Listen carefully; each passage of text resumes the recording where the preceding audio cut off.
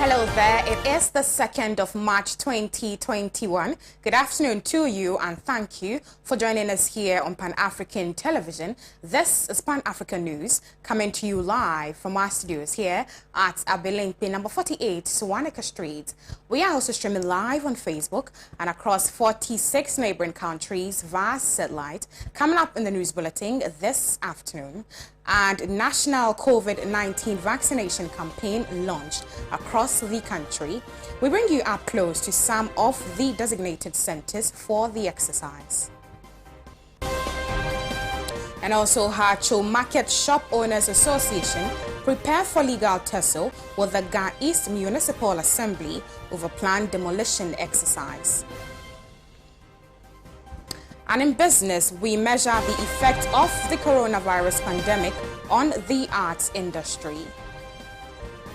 We've got details of these and many more stories coming up in the next 60 minutes. Please do stay tuned.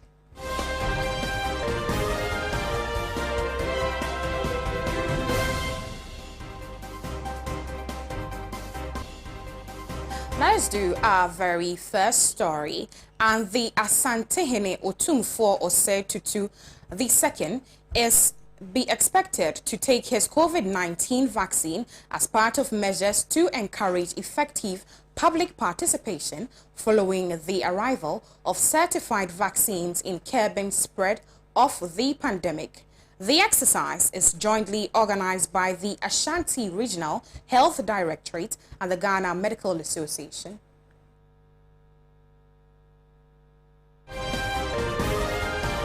The Ashanti Regional Health Director, Dr. Emmanuel Tenkrine, disclosed that the regional exercise will begin in both Kumasi and Obuasi. For our executives to take it, and then we will start with the senior members of the Health Society.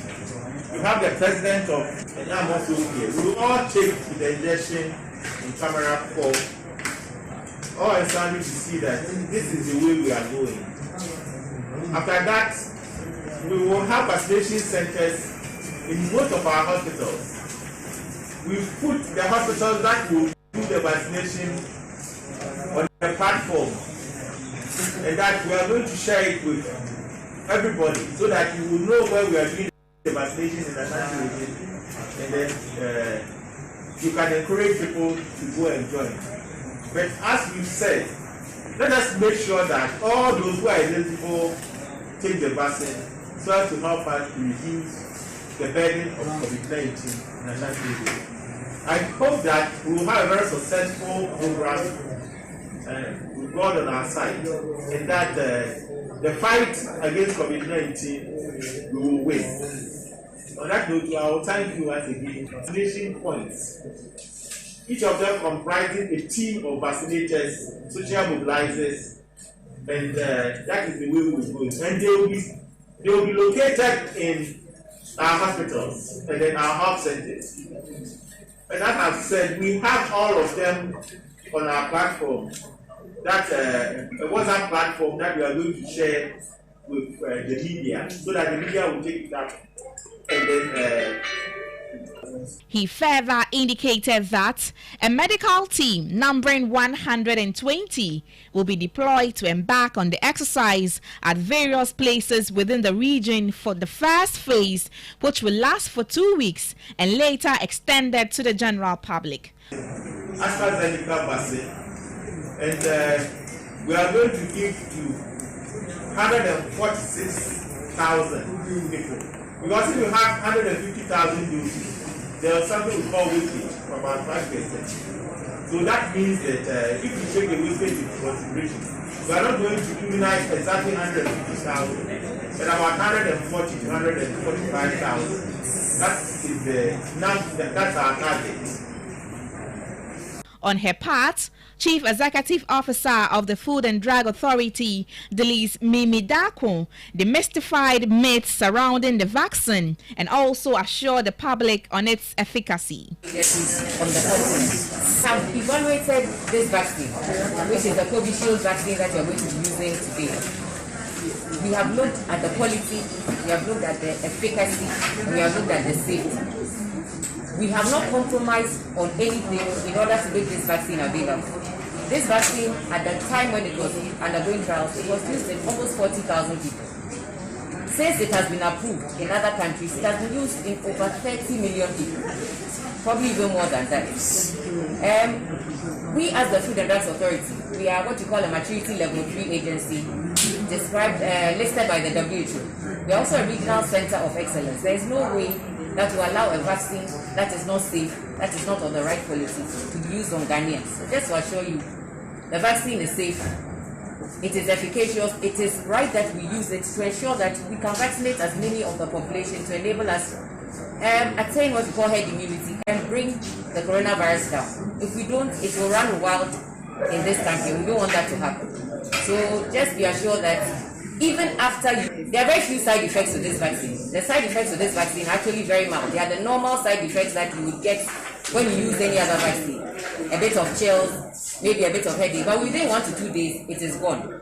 Even after that, we have a good safety monitoring system in place that will ensure that everybody who is vaccinated will be followed up to ensure that if they experience any of these mild side effects, it will be reported to us. It will be managed by the Ghana Health Service team. And we know that we have a database for Ghana. So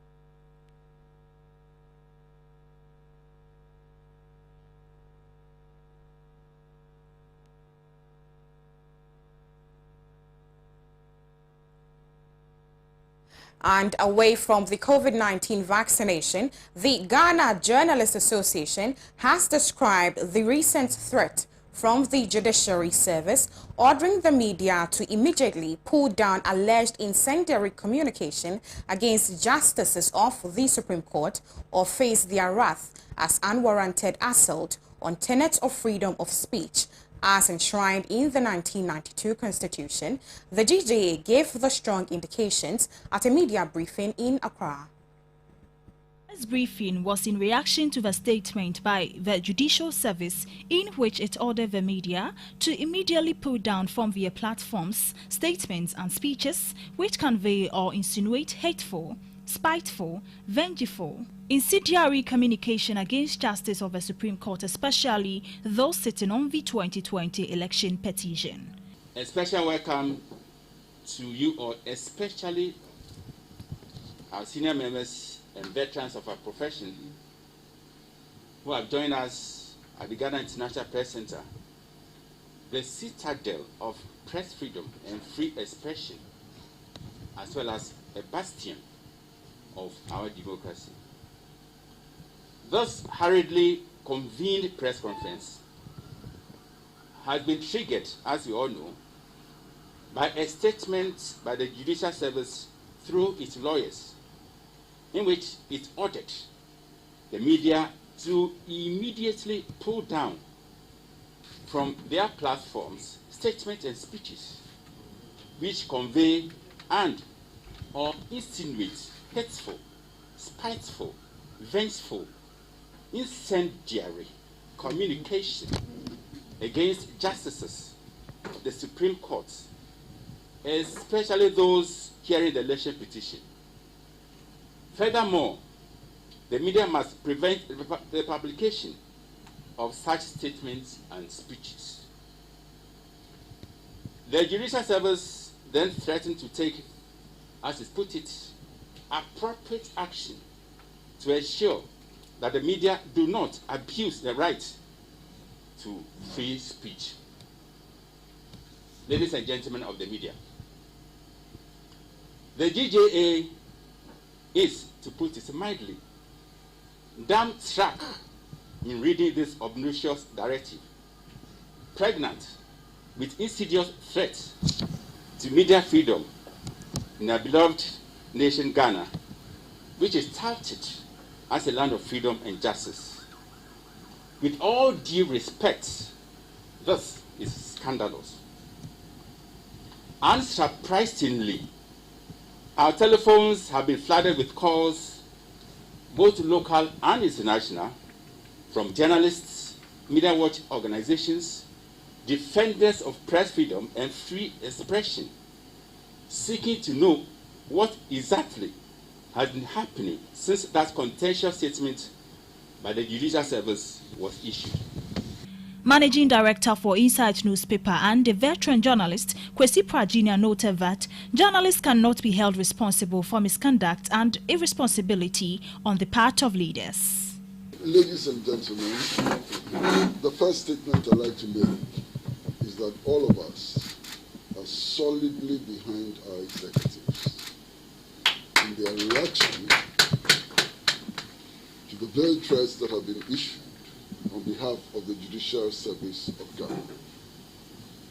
We are firmly behind our leadership because we are not ready under any circumstance to surrender even 1 centimeter of the freedom we have fought for, and we intend to keep that freedom. You know, most of the times, everybody, any institution, they feel free to criticize us, to point to our incompetence, to allege that we subvert the law and so on. But they deny us the right to do so to them. The freedoms which allow judges in this country to try and make decisions are the same freedoms which allow us to practice. And the subversion of media freedom is a subversion of the freedom of all people. We would not take these threats lying down, and we do our jobs as prescribed by the Constitution and the interest of the people of this country.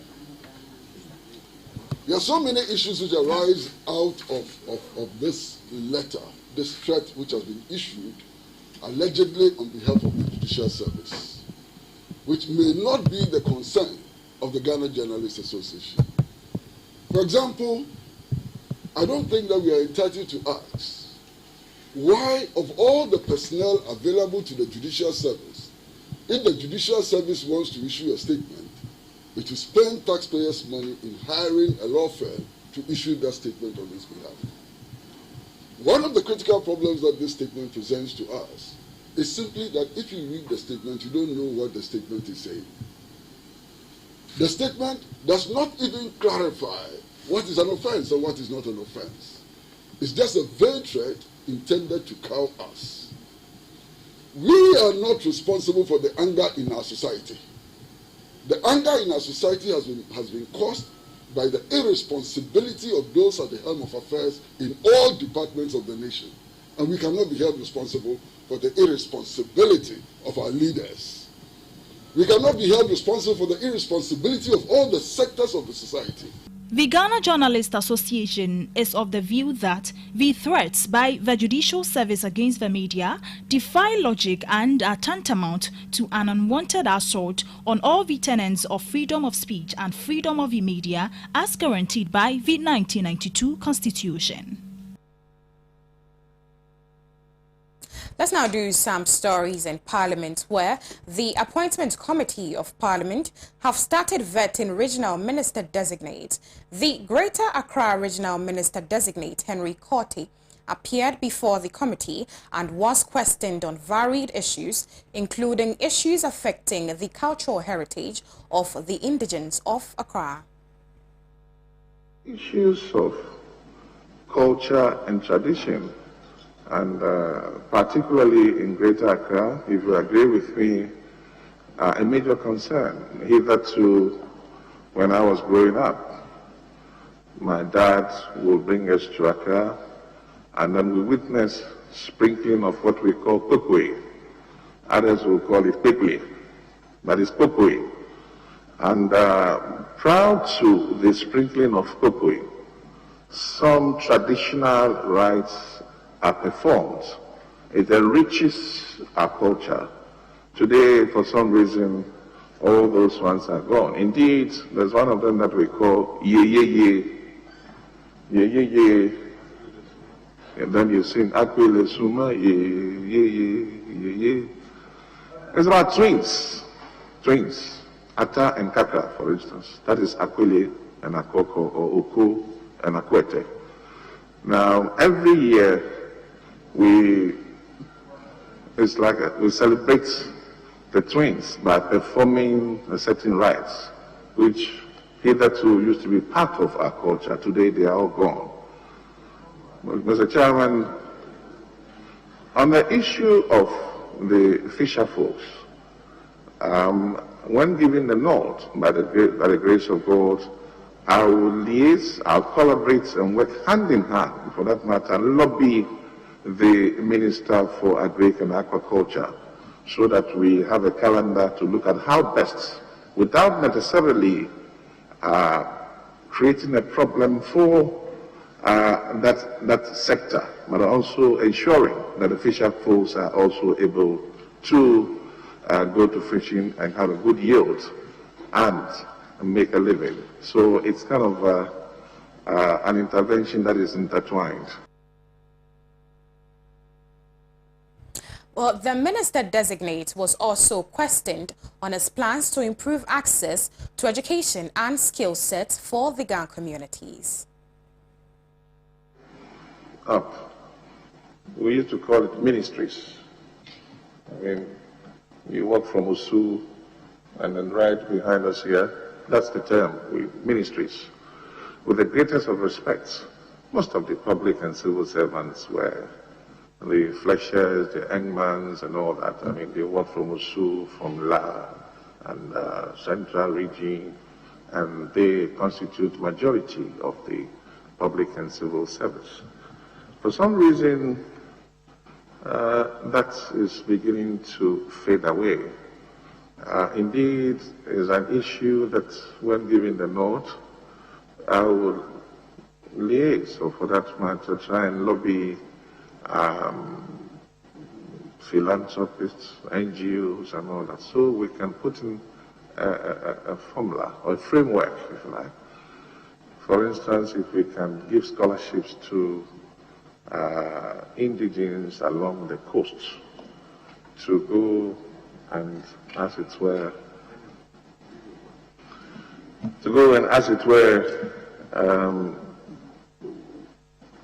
get higher education. Because, the chairman, you agree with me that that was what was done in other parts of the country many years ago, and it has really helped. So yes, I will do my best to get scholarships, speak to Ghana Education Service, other interested parties, so we can get as many indigenes as possible to begin to appreciate the need to further their education. And then there's a short-term, medium-term, long-term plan. So in the next 10, 15 years, you have quite a number of the indigenes rising up again to form if you like, the nucleus, or for that matter, be part of the public and civil service and also be in the limelight of affairs. And by that way, they will also be in the competitive job market as well.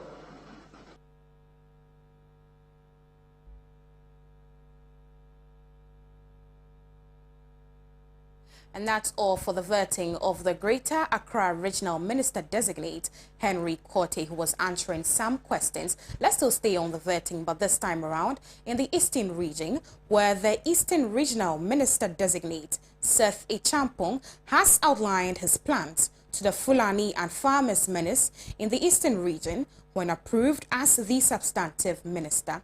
Seth Echampong was answering questions when he appeared before the appointment committee for vetting. As the Minister for National Security and the Minister of Agric, and I know in the last administration, Wawasi to be precise, in the Coal North area, experienced this ranching and that had been developed. That aside, it has become a clear evidence to all of us that the nomadic practice is not only a security matter, but a real existential subject that borders on our daily and our living. Mr. Speaker, I would say that, Mr. Chairman, I would say that we as a people must relook at some of our laws.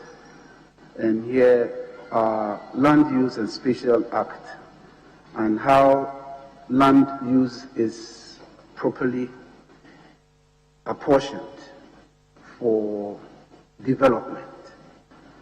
And by so, I mean we have come of age, and rearing of cattle has become an economic activity. And so interest in owning cattle has become a living dependent for most of our country's people. And Eastern region is not left out in this challenge.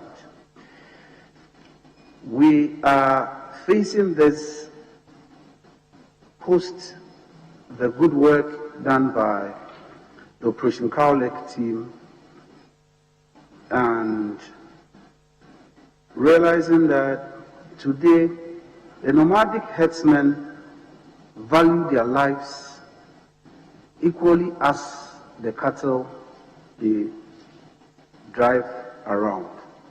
And so to a nomadic herdsperson, the life of one cattle is as expensive and as much equal to his own life. And so they will do everything in their power, in their ability to protect the cattle. We have abundant public knowledge, and the High Court in Ashanti region ruled, Human Rights Court ruled, that there ought to be some enforcement, and by which the security operatives had backing from and helped to bring some sanity into the system. But going forward, if offered the opportunity by the kindness of this committee through its recommendation, it is evidently clear and it's abundant that a lot can be made out of the cattle rearing. We can have dairy come out of it, and we have to encourage stakeholders. But a lot of sensitization must go into this. And you must go into it by ensuring that we engage appropriately the stakeholders who are the nomadic herdsmen, and some of our own country people who are also taking it as a business and are also confining them, because the law asks that one must be permitted to rear animals, but you must put them in a confinement. So if you do not have them in a confinement, then you are working against the law. And that is what we've been battling with them on. And those were some happenings in Parliament during the vetting of Eastern Regional Minister Designate. But let's move away from that story to some human interest stories, where shop owners at Hacho Market Complex are daring to take on the Ga East Municipal Assembly against its decision to demolish the chain of shops. The irate merchants who spoke to Pan-African TV News are also unwilling to vacate the facility, since several attempts to petition the assembly over the issue through their lawyer has proved futile. To the shop owners, the decision by the Ga East Municipal Assembly to demolish the shops on the ground that the shop complex has developed structural defects is just finding excuses to demolish the structures and sell off to different buyers. The shops, according to the association, were bought and fully paid to the Ga West Municipality, were then custodians of the facility. The Ga East Municipal Assembly, according to the reports, deployed heavy-duty machines last Friday in an attempt to demolish the shops but met strong opposition from the shop owners. The Hacho Shop Owners Association sees this as an affront to the rights as shop owners without any prior consultation. Several attempts to get the assembly to provide proof of their report on the structural defect had fallen on deaf ears. According to the association, several attempts to get the Ga East Municipal Assembly to show proof of court judgment for the demolition and list of shops to be affected by the court judgment had proved futile. When they are saying that they are coming to demolish, did we have any agreement or have they discussed it with us? And what is the problem before they are saying that they are coming to do the demolition? If the structure is maybe collapsing, then they say that they are coming to do the demolition, we will accept it. We look for a place when they come and demolish and rebuild it, give it back to us, and that also should have to be on a negotiation form. But we being in the in the building, there's nothing wrong with the building, and you are saying that you are coming to demolish without our consent. I don't think that is the right thing they are doing.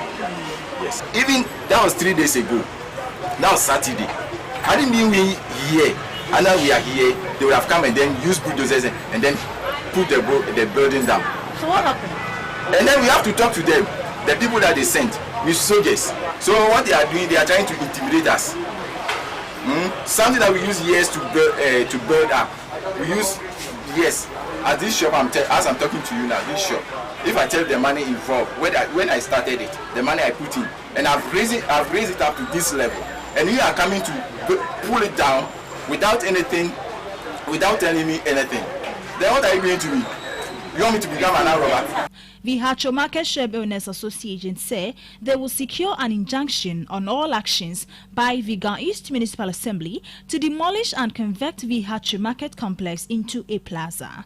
So this weekend we had the PRO of the Gan East Municipal Assembly, that is Abokoni, made a statement that we are squatters. We are all squatters. They are all squatters. If they have a case, they should go to court.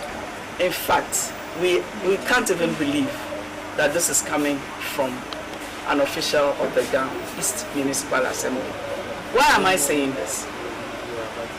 We are owners of these shops and most of the facilities you see here. We purchased, okay? I will send you the receipts, photos, copies of our receipts. We purchased these shops. We were given receipts by the then Amasaman Municipal Assembly. It was then one municipal assembly. Now it has been divided into two, Gan East, Gan West. So now we have fallen under Gan East. So for the PRO to describe us as squatters, we are in disbelief, especially when time and again they have asked for receipts. They have asked for our documentation. We have supplied them over and over and over again. The association says they will exhaust all legal means to ensure their rights are protected. And those were some residents of Hacho kicking against the demolition of some chain of shops in the area. Let's now move to Odumase, where residents of Odumase and the Gan West municipality of the Greater Accra region are seething with rage over access to potable water and poor road network in the area. My colleague Prisla Sa toured the community and has more in the following report. Ga Odumasi, a community in the Trobu Amatsaman constituency, is saddled with several developmental challenges, from bad roads to unavailability of water. For several years, residents in the area had battled with local authorities and government for improvement in basic amenities. Unfortunately, the situation has not improved. After several complaints, the road network was graded some 3 months ago after residents threatened to demonstrate to have their grievances addressed. However, the situation, according to residents, have worsened. The road has been left untarred and has become dusty, posing health threat to residents. Because because of nti me ba kra wa ha kakra ba no asati se obowa nti mfuto ni too much nti e kwa no mo be mai. Since 2016 when they start come and do the road like this we change MPs this one will come and deceive vote give me I will come and do the road, this one will come and give his own story. Every day they will deceiving us, like they would beg them say they for can't do the road give us this road, you know. If they block the Pokwasi road, you know, this one be the next road to Accra. But they don't do the road give us. If that one block, no, unless all the cars they have been passing here, if that road block, no, here no, they will pass. But they are not doing it. So if right now we want to do demonstration, I will block this road, they block Pokwasi, where are they going to pass? So they should come and do this road for us. Other than that, one day we will do demonstration, no car will pass here. The situation has worsened in the absence of drains, leading to massive flooding anytime it rained. turonsuo to a etimi jiri ade abaha nyina gates no achoki ensuo no timi nkọ kwane de anya nti asra aban se on be hweye. If the rain will go down there, you can't come here. If you go down there, how to come top here? It's not easy. Some drivers who spoke to the news team said the situation is affecting transportation in the area. From Odumase Junction to Tre Junction, onum nyina anye. O follow the oppressor, one kind of so as I say or kwan so. Oh, and I'm motor rider be now mukuni so am me tese asem no by meeting far away. Meti amamole onum say na meti. E kwan so nya, nti kwan na mo hwe na mo besiesie mai. Me area haya near me. Now, we shall mean via me 36 years. Since then, me won't say I road with that. I believe I had the machine by near Chasso. For several years, residents of Odumasi say they battle with access to potable water. According to them, they are faced with no other option than to rely on unsafe water bodies and water tanker supply. Ni pipe biawa. Your friends tankers net edin soniba ansa na omobi muso atone eso ya boto eni issue say tankers no kobu omo amo bo ho a e di ba e na yeso ye de yakobu yetua yabu na atua kanaja nti mrebi adua en tankers yi o mamba say epesia say bo ho na epesia emba ti na ye ho kire ye nti nsuo ye da he mu na mu defend wo so ana oh Debbie but obi mu yuzo mi angasa say metimi sade siniama pia ota na ye no ye nsuo pa ye sa no me de pipe de bi ni ha no mo sinioma ni oh mo to gu tank mu na ya ye se bi siniama ebo ne ne body bo ba ko 1 cedi 50 pesos ti o problem nsuo hu pa ye di sinyama ye but wontumi mfa ye aduane wonfa nya hwe. Also of concern to some concerned residents is the pollution of this water body. Some residents dump refuse along the banks of the river, making it unsafe for use. Omudi bano yesu ye kai ma di dani ntokwa banyame adum asembe manaso ati ntino obaye ebe hwe ena oso akoma mo woni se mo mfa babinti ye hwe se omo sade be ba na se mo mfa because oso mo besisa ba na ye twen se mo besisa the boy not be one the very week man ye hu sade se mo we wo ho de begu o se de ye ntumi hu intention dan ka bole bi eni hu but the very week ya ne ye hu se bole begu na sempeni fo na na makwan se wo mu gu olo de ye ntumi nche ja nya mo de ye ma na mfra nti ye nim hu asa. Residents of Odumasi are threatening to hit the streets if government fails to improve the road network and provide potable water for the community. Priscilla Sa reporting for Pan-African News.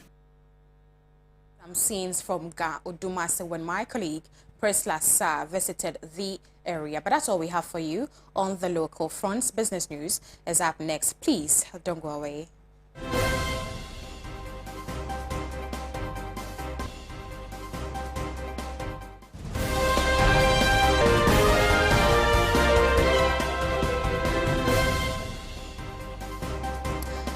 World of business, Chief Executive Officer of Nandom Prime Enterprise, Joseph Inchidua, has lamented bitterly over hiking prices of iron rods and building materials following the outbreak of COVID-19. In an interview with our business desk, he revealed that the exceedingly worrying situation has affected the sale of wares and sustainability of the business. The coronavirus pandemic has severely affected the sale of building materials, which shot up in the last quarter of 2020, a situation which has slowed the pace of business and affected its access and sustainability. He further indicated that a 10% hike in building materials in the first quarter of 2021 has compounded the already worsened situation. I will start by saying that there's two factors affecting the pricing lately. One of the factors is due to the COVID.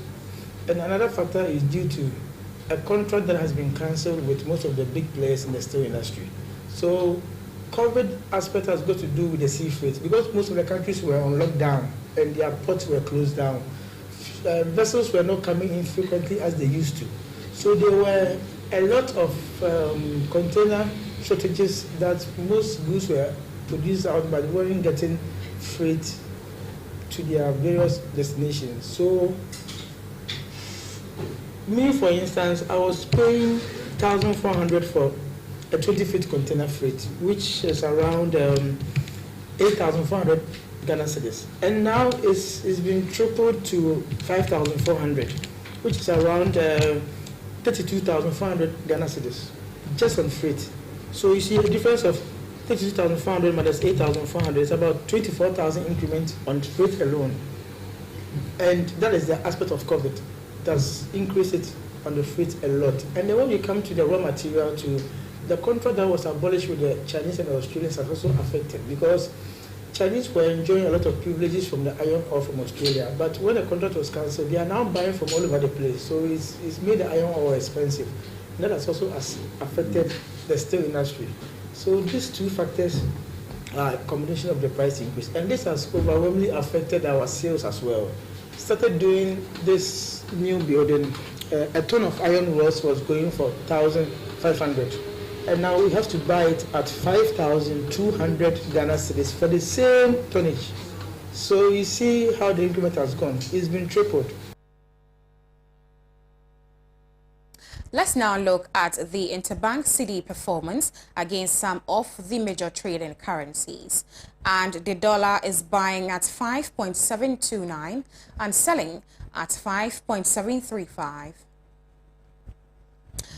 The British pound sterling is buying at 7.977 and selling at 7.986.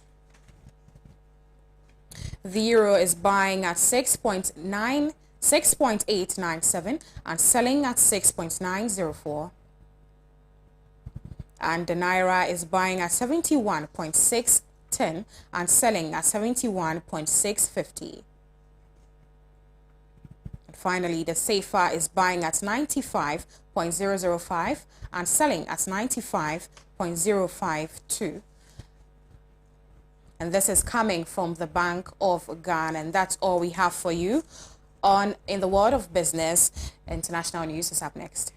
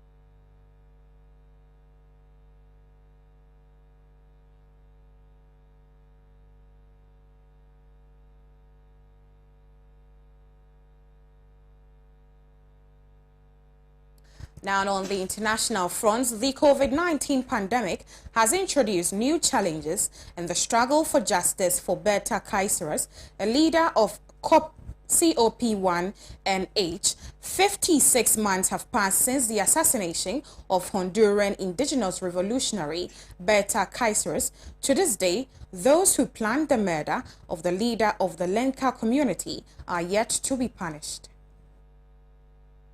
Her organization, the Civil Council of Popular and Indigenous Organization of Honduras, and its allies have been consistently waged a struggle for justice and for those behind the conspiracy to be punished. The legal process has been beset by delays, and the COVID-19 pandemic has only worsened the situation. In the coming months, proceedings in 2 of the 13 cases in the legal process around the assassination of Berta Cáceres will reveal more about this conspiracy. One of them is the trial of David Castillo for his role in the assassination. The second of the Gualcacu fraud case, which probes the nexus between public functionaries and those involved in the Agua Zarca hydroelectric project, including Castillo. The notorious Atala Zabla family. This influential family is also believed to be involved in the assassination. Beta Caceres and COPINH had been in the forefront of a struggle against the Agua Zaka hydroelectric project, whose main promoter was the Desarrollos Energéticos SA company. The concession for the project has been given without the free and informed consent of the community in the Rio Blanco region. The resistance to this project led to a violent campaign against hereby security forces of the Honduran state, the private security of the DISA and high security contractors, culminating in her assassination on March 2, 2016. In November 2018, 7 material authors were convicted of the assassination. These were the hitmen hired for the crime.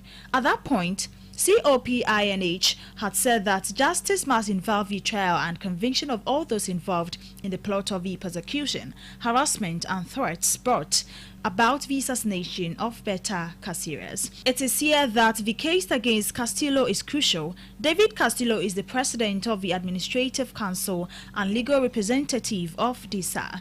He is accused of having orchestrated the surveillance of Beta, the planning of the assassination, and the coordination between the most important shareholders of the company and the group of hitmen. A former lieutenant of military intelligence in the Honduran army, Castillo was trained in the U.S. military school, West Point. According to the general coordinator of COPINH and the daughter of Caceres, Bertha Zuniga, Castillo is the most high-profile person to be arrested till now. He has very important links with majority shareholders of the company that are from the oligarchic Atlanta Zabla family that enjoys complete impunity. Castillo was arrested while trying to flee the country on March 2, 2018. Only 6 months remain for the trial to be held as his preventive detention ends on May 25, 2021. Despite the abundance of evidence, the trial has run into many obstacles. Castillo's defense team has filed appeal after appeal.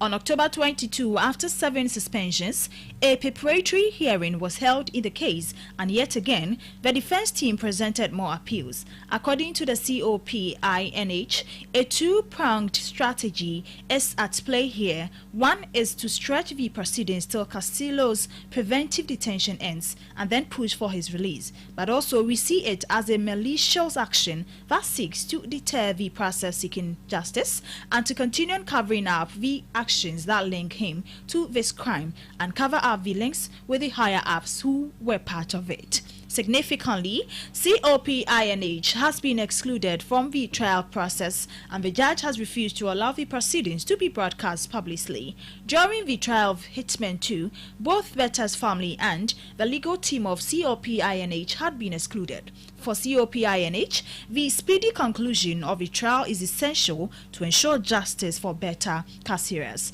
Castillo is also an important part of the Gualcacu fraud case, which is named after the river on which the Aqua Zaga project was commissioned. The project was one of the 51 in Linca territory that COPINH had denounced. According to the organization, the concessions or contracts for many of these projects were given after the 2009 coup and involved a great amount of corruption. In March 2019, the Mission of Support Against Corruption and Impunity in Honduras and the Special Prosecution Unit Against Corruption and Impunity summoned 16 public functionaries in the Gualcacu fraud case. The charges against them include fraud, abuse of authority, and acts committed with the objective of favoring the Atlanta Zabla family through contracts with the Honduran state and the DISA company, according to COPINH.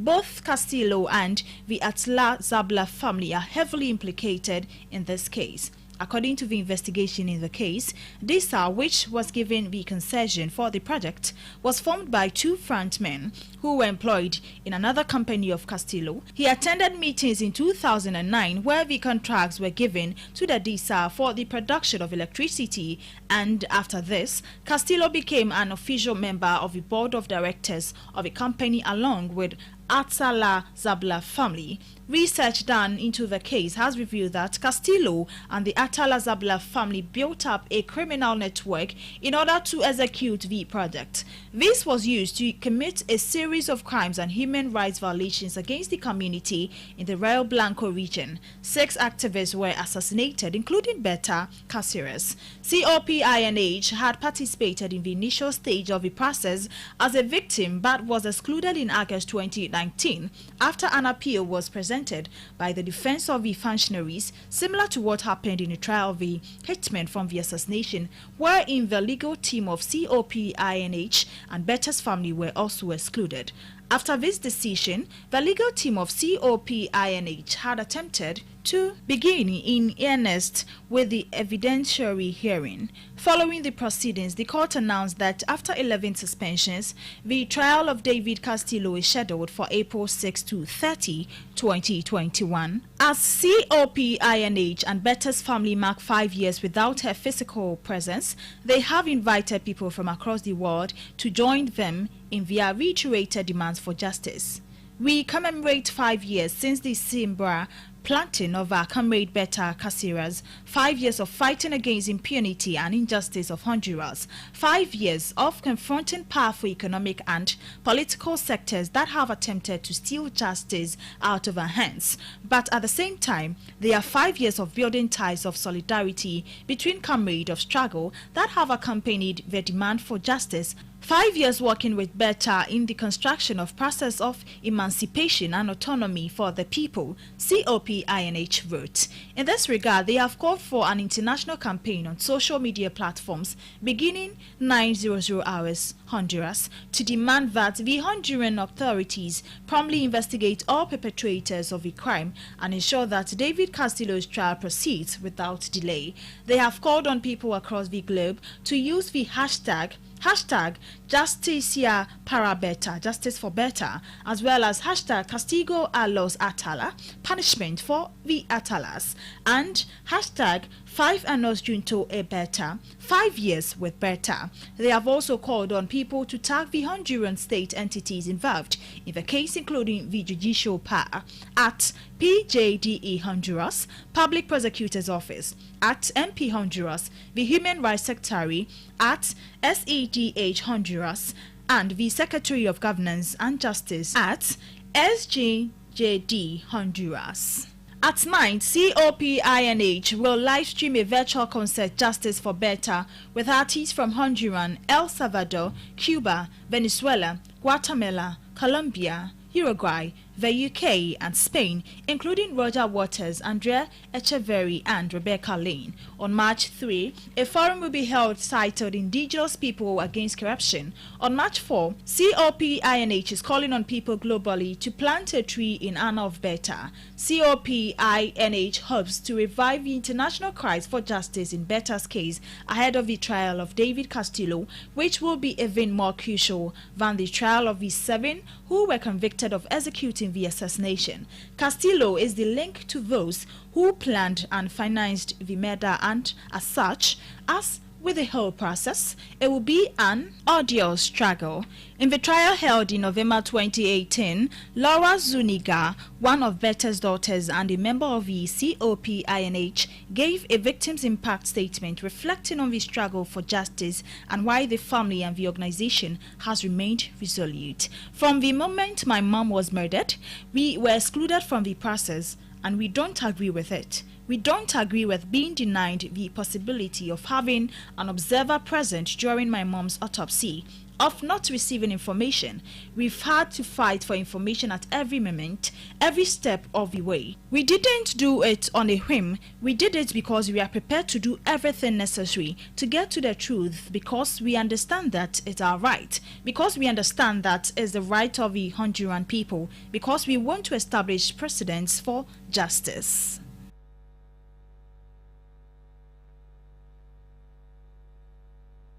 Many thanks to our international partners, the People's Dispatch. Eve Edwards is on standby with the latest in sports.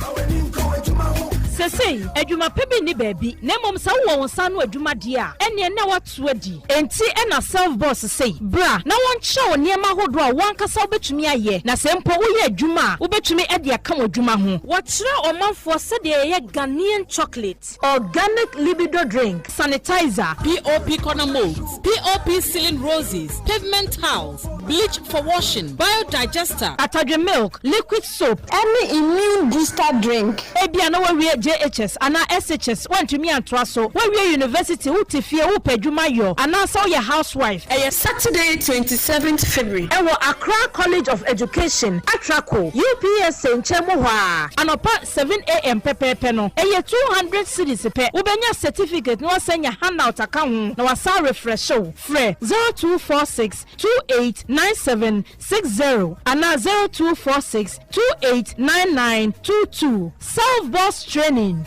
Be your own boss.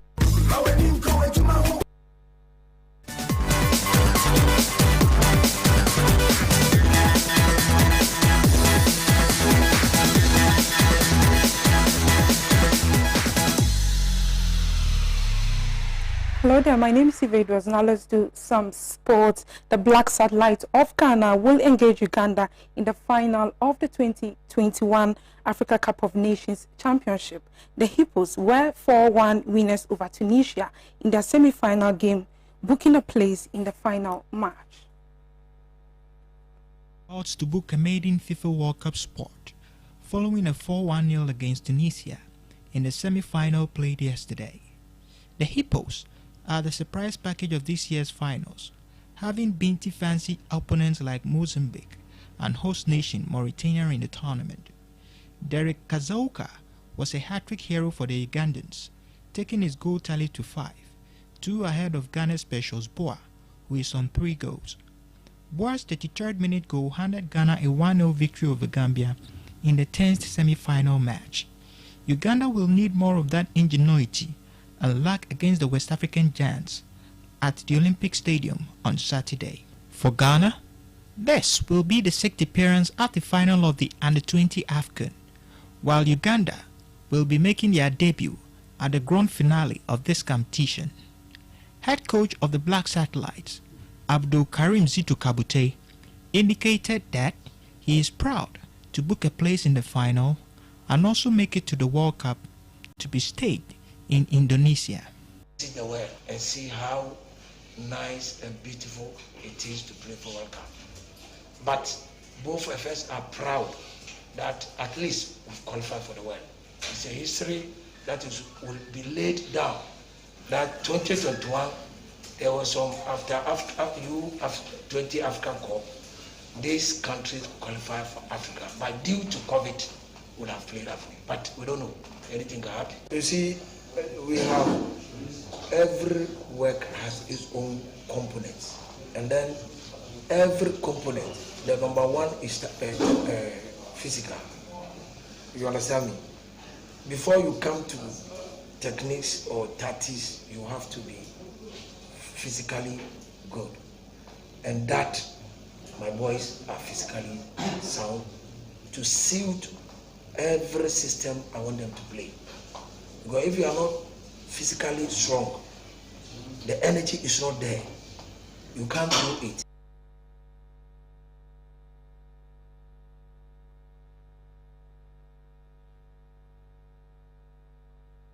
Now, away from that, former House of Folk assistant coach Joseph Asari Bediakon has joined Aduana Stars as the team's new head coach.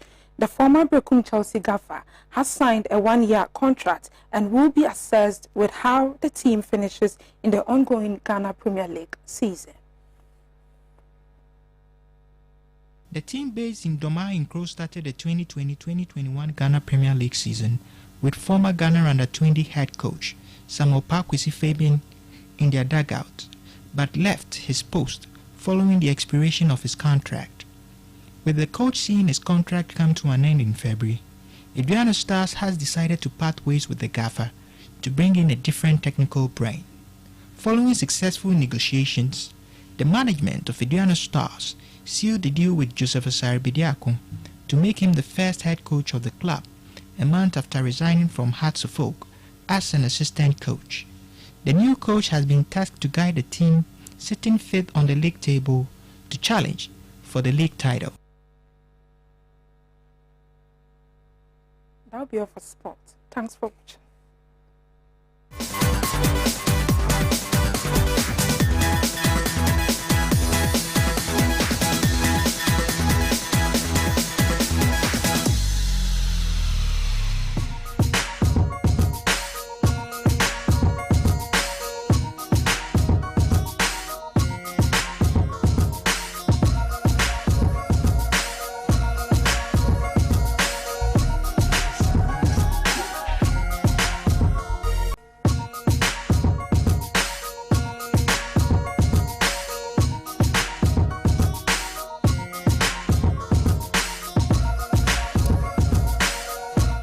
Now in entertainment, as part of moves to celebrate and recognize female artists for their invaluable contribution to music, our entertainment desk has been profiling some of these recognizable and respectable individuals. Today, our spotlight is on the Rock My Body hitmaker, Noella Wiala.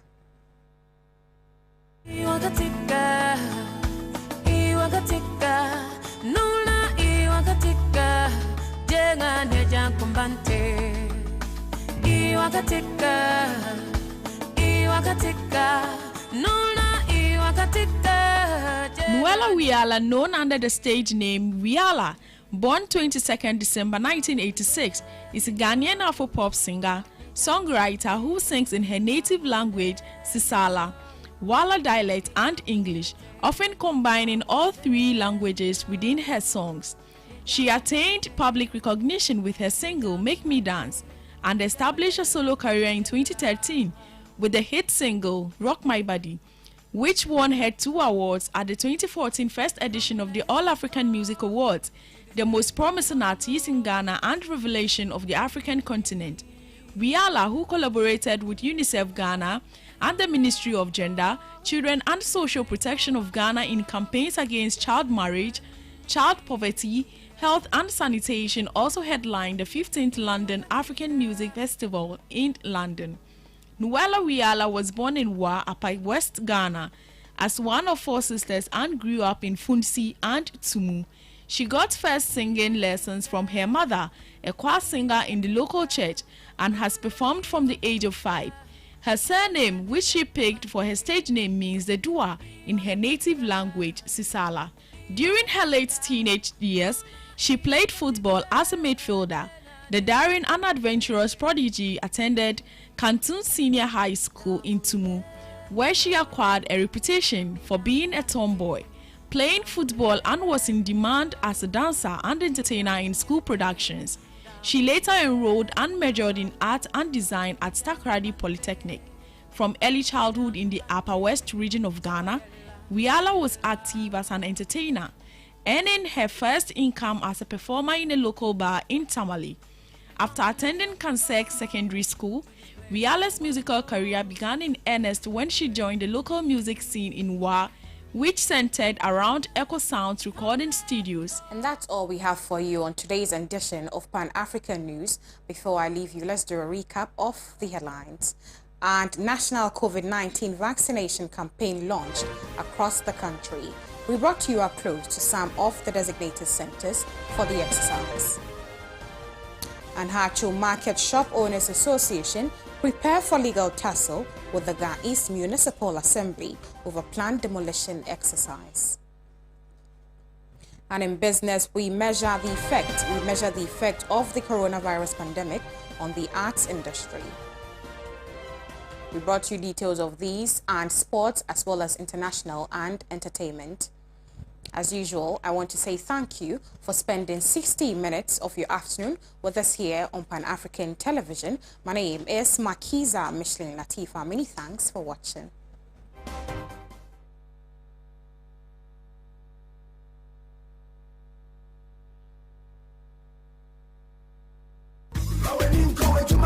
Sesei adwuma pebi ni baabi na mom sa wo won sa no adwuma de a ene na wato adi enti na self boss sei bra na won